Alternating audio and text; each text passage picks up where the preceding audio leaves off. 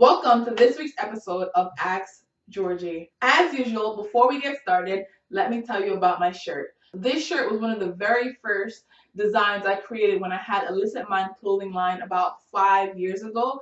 I ordered the shirt in bulk. Back then, there was no such thing as drop shipping or print on demand. So I had almost 100 shirts from size small to extra large in my mom's garage while I was trying to sell these shirts. Fortunately, they all sold out and it was really great, but it was just a really crazy process. They're no longer available, but maybe I will bring back the design. It was pretty cool. It says eat, sleep, hustle, repeat, which is something that I do all the time. Now let's jump right into this week's question. So this week's question is, what was the most challenging moment in my entrepreneurial journey?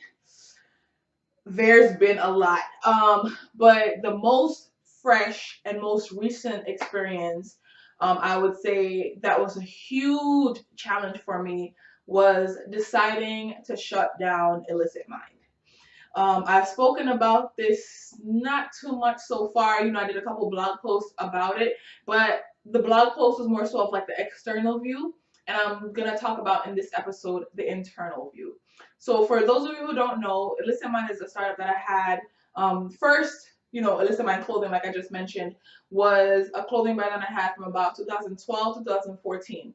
And then I shut down the clothing line portion of the business and opened up Illicit Mind Events and Marketing. So that was from about 2014 till this year.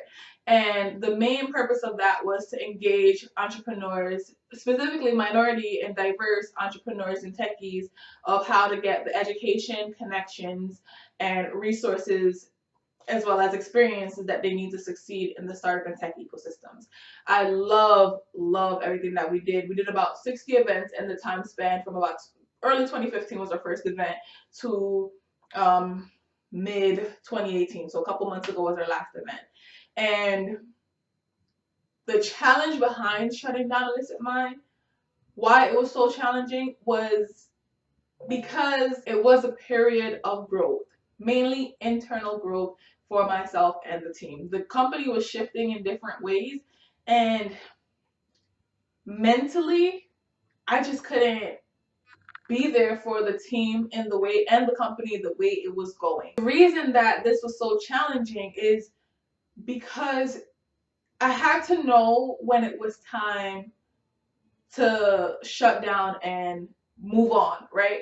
So a lot of folks think that because the company is shut down, that I'm no longer helping entrepreneurs or doing the work that I was doing at the Illicit Mind. That's not it. That work will continue, but just in different ways. What made it so much of a challenge is I had to sit down with myself and really think about the pros and the cons, right? You're running a business.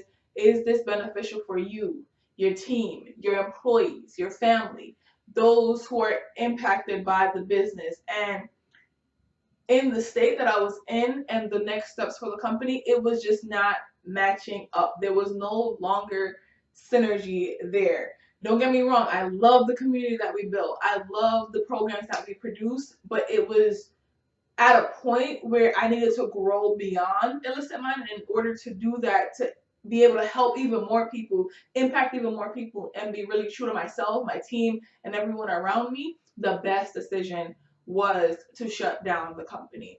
And a lot of times, you're going to come across really challenging things, whether it's your life, your company, your friend circle. There's so many challenges that are going to come straight at your head, and you're going to want to just explode, or like, oh my God, what do I do? And I think what helped me the most while going through this challenging situation is stepping away from it all. So I don't think I did this in the best way while I was shutting down Illicit Mind, because I wasn't communicating enough with my team.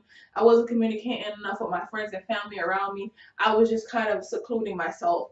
And that was not the best way to deal with it, but it did allow me, the benefit that did come from that, it allowed me to really see what was wrong, what I needed to do in order to grow. And no matter how much I said, I'm gonna let it go, I'm gonna relax, I'm gonna just put my pedal to the metal and make it happen, the passion, the ambition, the drive in me just couldn't keep going, and kind of lying to myself and lying to those around me.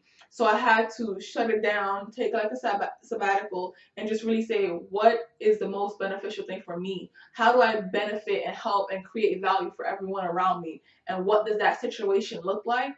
And after really thinking about it, you know, I ended up moving to another state. I ended up ending a lot of different programs and projects that I was working on. But now I'm at the point where I can be more valuable, more tangible, more resourceful for everyone that's around me.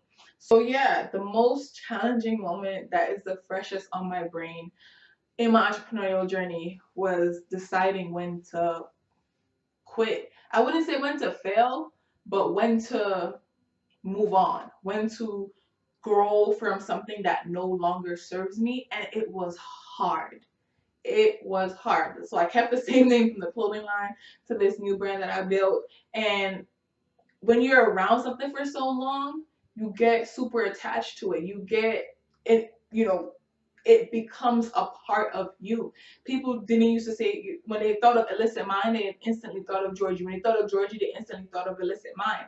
And now that's no longer a thing. You know, my daily routine would be wake up, check my illicit mind email, look on the website, do all these different practices and procedures directly around illicit mind, make phone calls, check on different items. And that wasn't happening every day anymore. And for a little while, like, it freaked me out. But I did overcome. I am here now producing this series as a part of my post illicit mind value and content creation. But I want to wrap up by saying that whenever a challenge comes to you, really sit down and think it through.